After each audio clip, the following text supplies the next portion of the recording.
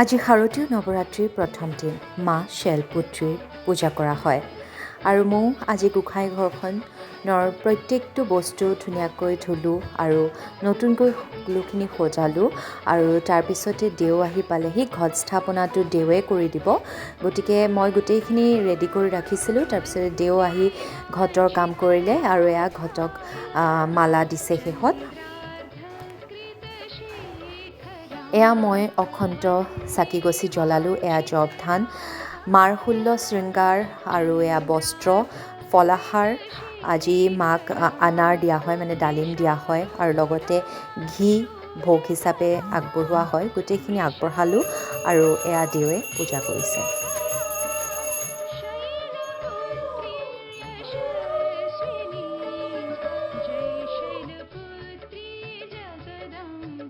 আৰু তাৰপিছতে এয়া সন্ধিয়াৰ আৰতি।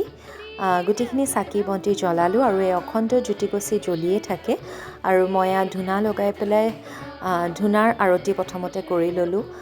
আচলতে এই দিনকেইটা যে কেতিয়া আহিব লাগি থাকে আৰু চাওঁতে চাওঁতে সোনকালে পাৰো হ'ব।